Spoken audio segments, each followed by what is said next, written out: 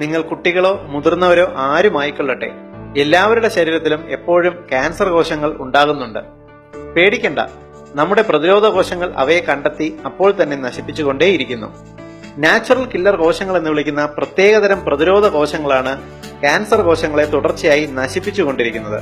മാത്രമല്ല, ഈ കോശങ്ങൾക്ക് നമ്മുടെ ശരീരത്തിനകത്തെ അപകടകാരിയായ കോശങ്ങളെയും രോഗകാരിയായ ബാക്ടീരിയകളെയും തിരിച്ചറിയാനും നശിപ്പിക്കാനുമുള്ള ശേഷിയുണ്ട്. നമ്മുടെ ഭക്ഷണത്തിലെ കെമിക്കലുകളും കീടനാശിനികളും അന്തരീക്ഷ മലിനീകരണവും വിഷപദാർത്ഥങ്ങളും എല്ലാം ശരീരത്തിലെ പ്രതിരോധ പടകളായ കില്ലർ കോശങ്ങളെ തളർത്തുന്നു.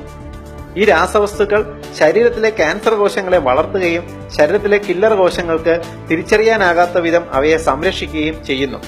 രോഗപ്രതിരോധ ശേഷിക്കുറവുകൊണ്ട് തളരുന്ന കില്ലർ കോശങ്ങളെ നമുക്ക് തന്നെ പൂർവ്വസ്ഥിതിയിൽ ശക്തരാക്കാൻ സാധിക്കും.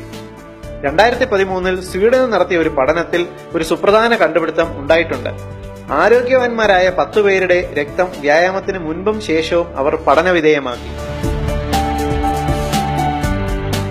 ഈ 10 പേരിലും വ്യായാമത്തിന് മുൻപ് ശരീരത്തിലുണ്ടായിരുന്ന അപകടകാരികളായ ക്യാൻസർ കോശങ്ങൾ 1 മണിക്കൂർ വ്യായാമം ചെയ്ത ശേഷം രക്തം പരിശോധിച്ചപ്പോൾ 30% കുറഞ്ഞതായി കണ്ടെത്തി. കൂടാതെ ശരീരത്തിലെ പ്രതിരോധ കില്ലർ കോശങ്ങൾക്ക് പൂർവാധികം ശക്തി പ്രാപിച്ചതായും മനസ്സിലാക്കി. ഇത് നിങ്ങൾക്ക് ഒരു പുതിയ അറിവായിരിക്കാം. ദിവസവും 1 മണിക്കൂർ ലഘു വ്യായാമം ചെയ്താൽ ശരീരത്തിലെ ക്യാൻസർ കോശങ്ങളുടെ വളർച്ച നല്ല തോതിൽ കുറയും എന്ന് ഒരിക്കലും മറക്കരുത്. ഈ ഇൻഫർമേഷന്റെ പ്രാധാന്യം മനസ്സിലാക്കി നിങ്ങൾ ഇത് ഷെയർ ചെയ്യുക. പൊതുസമൂഹത്തിന് ഏറ്റവും ഉപകാരപ്രദമായ ഈ ഹെൽത്ത് ഇൻഫർമേഷൻ നിങ്ങൾക്കായി അവതരിപ്പിച്ചത് ethnichealthcode.com.